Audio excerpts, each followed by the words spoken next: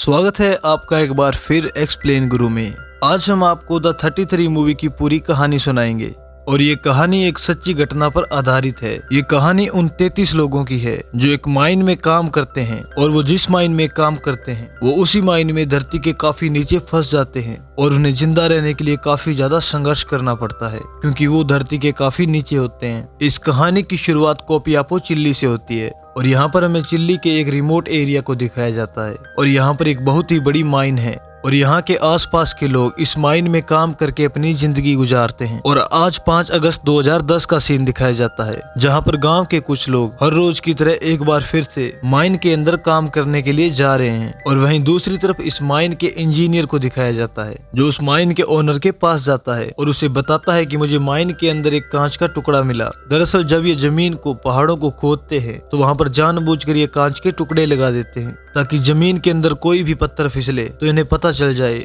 और वो कांच टूट जाए। अब वो सेफ्टी इंजीनियर अपने हेड से कहता है कि हमें काम को रोक देना चाहिए, लेकिन इनका जो हेड होता है, इस माइन का ओनर होता है, वो कहता है कि हम इस काम को बंद नहीं कर सकते और तुम्हें इस काम को चालू रखना होगा। और वहीं दूसरी तरफ हमें उस ट्रक को दिखाया जाता है जिसमें 33 लोग काम करने के लिए उस माइन के अंदर चले जाते हैं और ये माइन इतनी बड़ी होती है इन्हें अपनी जगह पर पहुंचने में कई घंटे लग जाते हैं। और अब ये जमीन से 1700 फीट नीचे है, लेकिन कुछ ऐसे भी माइनर्स हैं जो इनसे 600 फीट और नीचे हैं और पिछले 10 सालों में इन्होंने इस माइन को बहुत अंदर तक खोद दिया है। और वहीं उस सेफ्टी ऑफिसर को दिखाया जाता है जो माइन के अंदर आता है तो उसे और भी कांच के बहुत सारे टुकड़े मिलते हैं जिसे देखकर वो डर जाता है और तभी उसे दीवार पर एक बहुत बड़ी दरार भी दिखती है, लेकिन वो सेफ्टी ऑफिसर कुछ भी नहीं कर सकता, वो काम नहीं रोक सकता क्योंकि उस माइन के ओनर ने उसे ऑर्डर दिए होते हैं कि उसे काम चालू रखना होगा। अब जमीन के 1700 फीट नीचे जहाँ पर वो माइनर्स काम कर रहे होते हैं अचानक वहाँ पर जमीन हिलने लग जाती है और यहाँ पर सब के सब पूरी तरह से घबरा जाते हैं और तभी वो सेफ्टी ऑफिसर वहाँ पर आता है और इन सभी को जल्द से जल्द गाड़ी से बाहर निकालने की कोशिश करता है। और तभी चट्टान गिरने की वजह से जिस रास्ते से ये बाहर जा रहे थे वो रास्ता पूरी तरह से बंद हो जाता है और अब इन्हें कुछ भी समझ में नहीं आता कि इन्हें क्या करना चाहिए। और तभी ये तय करते हैं कि जमीन के 600 फीट और नीचे जाएंगे जहां पर वो दूसरे माइनर्स काम कर रहे हैं क्योंकि वहां से भी निकलने का एक रास्ता होता है और ये अपनी गाड़ी को उस तरफ घुमा लेते हैं। लेकिन तभी ये पीछे देखते हैं कि 2 और माइनर्स इनके पीछे भाग रहे हैं और इसी में एक होता है जिसका नाम होता है मारियो और मारियो इन दोनों को हाथ पकड़कर ऊपर खींच लेता है। और अब जब ये 600 फीट और नीचे जा रहे होते हैं तो तभी इनके सामने एक दूसरी गाड़ी आ जाती है और ये उन माइनर्स की गाड़ी होती है जो इनसे 600 फीट नीचे काम कर रहे थे। दरअसल वहां पर भी चट्टान गिरने की वजह से जो बाहर निकलने का रास्ता था वो पूरी तरह से ब्लॉक हो चुका था और अब इनके सामने जो सड़क होती है वो भी फटना शुरू हो जाती है। इसीलिए ये अपनी जान बचाने के लिए गाड़ी से उतरकर एक किनारे पर हो जाते हैं और इससे पहले कि ये कुछ कर पाते एक बहुत बड़ी चट्टान आकर गिरती है और वो रास्तों को पूरी तरह से ब्लॉक कर देती है। और ये चट्टान इतनी बड़ी होती है कि इसका धमाका ऊपर तक सुनाई देता है और अब ऊपर भी समझ में आ जाता है कि नीचे एक बहुत बड़ा हादसा हो चुका है और अब ये सब के सब माइन के अंदर फंस चुके हैं और उस चट्टान के गिरने की वजह से यहाँ पर कई लोग जख्मी हो चुके हैं। और यहाँ पर जो लोग होते हैं ये अपने साथियों की मरहम पट्टी करना चाहते हैं लेकिन इनके पास पूरी सुविधाएं नहीं होती। और तभी जब यहाँ से पूरी तरह से धूल हट जाती है तो मारियो देखता है कि इनके रास्ते पर एक बहुत बड़ी चट्टान आकर गिर चुकी है जिसे खोदना या उसके दूसरी पार जाना पूरी तरह से नामुमकिन है। और वहीं हमें माइन के बाहर दिखाया जाता है। इन माइनर के परिवार माइन के बाहर इकट्ठा होना शुरू हो जाते हैं क्योंकि अब सबको पता चल चुका है कि माइन के अंदर एक बहुत बड़ा हादसा हुआ है और माइन के अंदर जो लोग हैं वो वहाँ पर फंस चुके हैं। और मीडिया के जरिए ये न्यूज पूरी दुनिया में आग की तरह फैल जाती है। और वहीं हमें माइन के अंदर दिखाया जाता है कि सुपरवाइजर जिसका नाम लुइस है वो सभी लोगों को अंदर गिनता है जिस पर उन्हें पता चलता है कि ये पूरे 33 लोग हैं। और यहाँ पर एक रिफ्यूजी एरिया भी होता है जो इसी तरह की आपातकालीन स्थिति के लिए बनाया गया है, लेकिन वो सेफ्टी ऑफिसर कहता है कि वहाँ पर सिर्फ 30 लोग जा सकते हैं। और अब इनके साथ जो मारियो होता है वो कहता है कि यहाँ पर चिमनियां भी बनी हुई है और अगर हम चाहें तो चिमनियों से बाहर जा सकते हैं क्योंकि वहाँ पर सीढ़ियां होंगी। इसलिए अब सुपरवाइजर 29 लोगों को अपने साथ लेकर रिफ्यूजी एरिया की तरफ निकल पड़ता है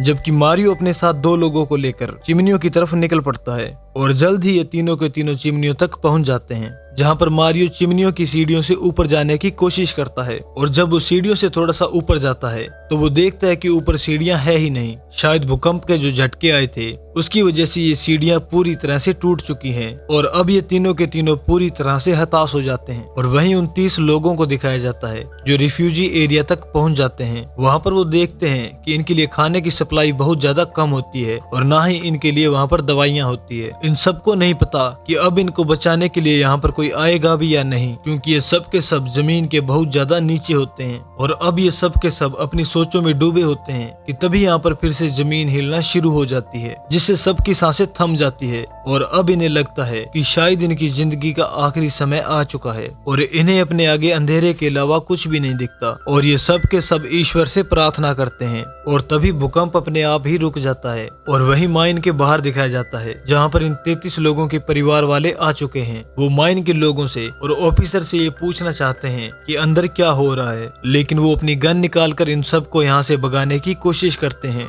लेकिन वो लोग वहाँ से नहीं जाना चाहते क्योंकि उनके अपने उस माइन के अंदर फंसे हुए हैं, इसलिए वो लोग वहाँ पर शोर करना शुरू कर देते हैं और फिंस के बाहर ये पूरी रात खड़े रहते हैं। और अगली सुबह हमें एक माइन ऑफिसर को दिखाया जाता है जो चिली के प्रेसिडेंट के पास जाता है और उन्हें बताता है कि माइन के अंदर कुछ लोग फंस चुके हैं और हमें उनकी मदद करनी चाहिए। लेकिन वो प्रेसिडेंट कहते हैं कि ये काम माइन ओनर्स का है। दरअसल ये सारी की सारी माइंस प्राइवेट होती है। लेकिन वो ऑफिसर कहता है कि उन लोगों के पास इतनी आधुनिक मशीनें नहीं है जिससे वो उन लोगों को बचा सके, इसीलिए आपको उनके लिए कुछ करना चाहिए। और अगर आप उन लोगों को बचा लेते हैं तो इंटरनेशनली आपका बहुत ज्यादा नाम होगा और साथ ही में ये खबर पूरी दुनिया में फैल चुकी है। और अब प्रेसिडेंट को इसकी बात समझ में आ जाती है, इसलिए वो उस ऑफिसर से कहता है कि तुम जो चाहो वो कर सकते हो। और अब अगली सुबह दिखाया जाता है कि वो माइन ऑफिसर उस माइन के बाहर पहुंच चुका है जिस माइन के अंदर 33 लोग फंसे हुए हैं। और वहां पर वो उन सभी के परिवार वालों को ये समझाता है कि हम उन सभी को बचा लेंगे। और अब वो उन माइन ओनर्स के पास जाता है और उनसे कहता है कि हमें उन 33 लोगों को बचाना होगा। लेकिन उस माइन का ओनर कहता है कि ऐसा नहीं हो सकता क्योंकि अंदर बहुत ही बड़ा हादसा हुआ है और मुझे नहीं लगता कि अंदर कोई भी बचा होगा। और जिस जगह जमीन की गहराई में वो काम कर रहे थे वहाँ तक पहुँचना पूरी तरह से नामुमकिन है और वैसे भी वहाँ पर 3 दिनों का ही खाना है और हमें वहाँ पहुँचने में कई महीने लग जाएंगे और तब तक अगर हम वहाँ पहुँच भी गए तो वो लोग मर चुके होंगे। और अब उस माइन ऑफिसर को भी ये यकीन हो जाता है कि माइन का ओनर जो कह रहा है वो बिल्कुल सही है। अब वो ऑफिसर बाहर जाता है और लाउड स्पीकर पर सबको कहता है कि हम इस मिशन को शुरू नहीं कर सकते क्योंकि शायद अंदर कोई भी बचा नहीं होगा। और तभी एक लेडी जिसका भाई अंदर माइन में फंसा हुआ होता है वो इस ऑफिसर को एक जोरदार थप्पड़ मारती है क्योंकि उसे अभी भी यकीन है कि उसका भाई अभी भी अंदर बचा हुआ है। और यहाँ पर जितने भी लोग होते हैं वो चिल्लाना रोना शुरू कर देते हैं। वो सब के सब मिनिस्टर ऑफ माइन को कहते हैं कि हमारे अपनों को, हमारे परिवार वालों को बचा लो। और वो मिनिस्टर जब इन सब की ऐसी हालत देखता है तो वो तय करता है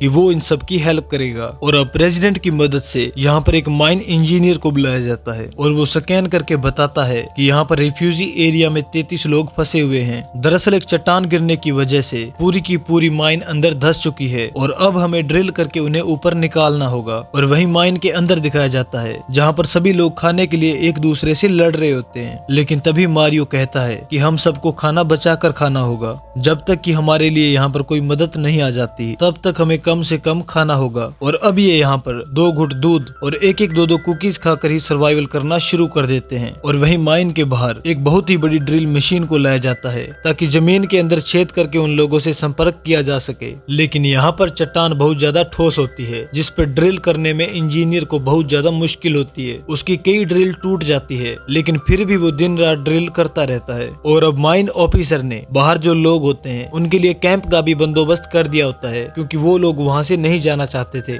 और नीचे रिफ्यूजी एरिया में जब उन लोगों को ड्रिल की आवाज सुनाई देती है तो वो सब के सब काफी खुश हो जाते हैं और सबके अंदर एक बचने की उम्मीद जाग उठती है। और अब धीरे धीरे वक्त बीतता है और इन्हें अब 12 दिन हो चुके हैं और जमीन के नीचे लगातार ड्रिल हो रहा है। और अब ड्रिल वहाँ तक पहुँच जाता है जहाँ पर रिफ्यूजी एरिया है। लेकिन लेकिन इन 33 लोगों की किस्मत बिल्कुल भी अच्छी नहीं होती, क्योंकि ड्रिल मशीन ने जिस जगह पर छेद किया होता है वो इस जगह से 12 मीटर दूर होता है और जहाँ तक ये नहीं पहुँच सकते। यानी कि इतने दिनों की जो मेहनत थी वो पूरी तरह से बेकार हो चुकी है और साथ ही अब इन 33 लोगों का खाना पूरी तरह से खत्म हो चुका है। बस इनके पास सिर्फ एक दिन का खाना बचा है और बाहर इंजीनियर भी अपने हथियार डाल देता है और वो कहता है कि ये चट्टान काफी मजबूत है और दोबारा ड्रिल नहीं किया जा सकता। हालांकि वो ऑफिसर रिक्वेस्ट करने की कोशिश करता है कि तुम्हें उन लोगों की मदद करनी चाहिए और उनके परिवार वाले बाहर है, उनको हमसे काफी ज्यादा उम्मीदें हैं। लेकिन वो इंजीनियर उसकी बात का कोई भी जवाब नहीं देता और वो वहाँ से चला जाता है। और रात होने पर एक बार फिर से इंजीनियर माइन मिनिस्टर के पास आता है और वो कहता है कि अब हम एक दूसरी जगह से ड्रिल करना शुरू करेंगे। और अब वो दूसरी जगह से ड्रिल करना शुरू कर देते हैं, लेकिन उस चट्टान की वजह से इन्हें ड्रिल करने में काफी ज्यादा मुसीबतें आ रही होती है। और वही माइन के अंदर दिखाया जाता है जहाँ पर सब के सब अब पूरी तरह से हताश हो चुके हैं और ये सब के सब अब मौत का इंतजार कर रहे होते हैं, क्योंकि अब इनका खाना कई दिन पहले खत्म हो चुका है। और मारियो जब लेटा होता है तो उसके ऊपर एक पानी की बूंद गिरती है।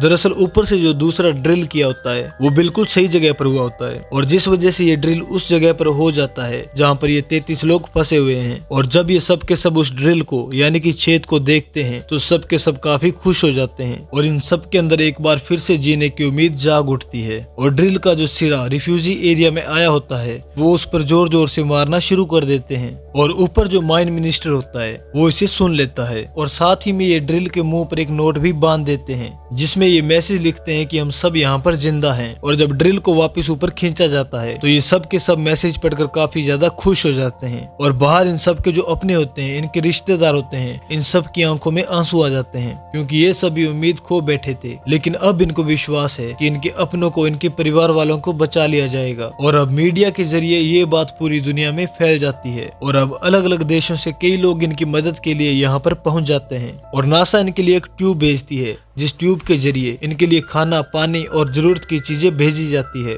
और साथ ही इन्हें वीडियो कॉल से भी कनेक्ट भी किया जाता है जिससे ये अंदर फंसे लोग अपने परिवार से बात कर सके। और साथ ही जो चिल्ली के प्रेसिडेंट होते हैं वो भी इनसे बात करते हैं और इनको विश्वास दिलाते हैं कि इस बार का जो क्रिसमस आएगा वो तुम अपने परिवार के साथ मनाओगे, जिससे ये सब के सब बहुत खुश होते हैं। अब बाहर जो इंजीनियर होता है वो इन 33 लोगों को बाहर निकालने के लिए 3 अलग अलग प्लान बनाता है कि अगर 1 या 2 प्लान खराब भी हो गए तो तीसरे प्लान से इन्हें बचाया जा सके। अब इन्हें बचाने के लिए काम शुरू किया जाता है, लेकिन जल्द ही इनका प्लान 1 और प्लान 2 पूरी तरह से फेल हो जाते हैं और अब इनके पास प्लान तीसरा बचा हुआ है। लेकिन इसके लिए इन्हें काफी मुसीबतों का सामना करना पड़ता है। लेकिन इंजीनियर एक बार फिर से काम शुरू करते हैं और अपने प्लान को शुरू कर देते हैं। और अब सबसे बड़ी मुसीबत ये थी कि जो चट्टान माइन के ऊपर गिरी थी अब वो धीरे धीरे नीचे खिसक रही है और अब इन्हें जल्द से जल्द ऊपर लाना होगा, वरना ये चट्टान के नीचे दब जाएंगे। लगातार ड्रिलिंग करने के बाद ये उस चट्टान तक पहुंच जाते हैं जो माइन के ऊपर गिरी थी, लेकिन वो बहुत ज्यादा ठोस होती है और उसके ऊपर ड्रिल नहीं हो रहा होता।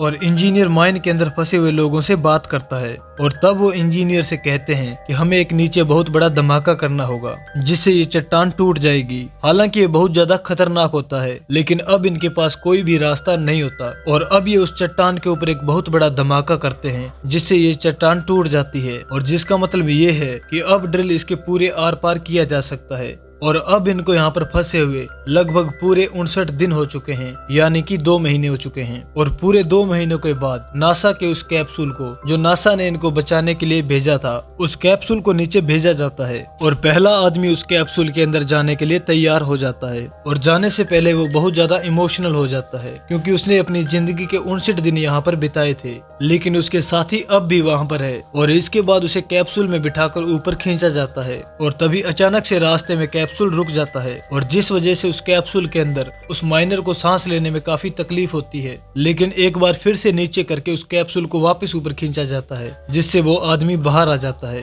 और अगले 24 घंटों में एक एक करके सभी लोगों को यहाँ से बाहर निकाल लिया जाता है। और इस तरह से इन 33 लोगों को जिन्होंने जिंदगी जीने की पूरी तरह से पूरी उम्मीद छोड़ दी थी, उन सब को बचा लिया जाता है। मौत का इस तरह से सामना करने के बाद इन्हें जिंदगी के मायने अच्छी तरह से पता चल जाते हैं और इन्हें पता चलता है कि जिंदगी में खाने की क्या वैल्यू होती है और अपने लोगों की क्या वैल्यू होती है, और इस जिंदगी का ये तोहफा जो ईश्वर ने हम सबको दिया है उस तोहफे की क्या वैल्यू है। हमें जिंदगी में हर एक पल को जीना चाहिए, ना कि भागदौड़ की जिंदगी में हमेशा भागते रहना चाहिए। हालांकि ऐसा करने से कुछ लोग अपनी जिंदगी में कुछ चीजें अचीव तो कर लेते हैं, लेकिन वो अपनी जिंदगी जीना भूल जाते हैं। तो ये थी एक सच्ची कहानी जिस पर फिल्म बनाई गई थी द 33। ये फिल्म 2015 में रिलीज हुई थी और IMDb पर इसकी रेटिंग है 6.8। मिलते हैं अगली वीडियो में, तब तक के लिए गुड बाय।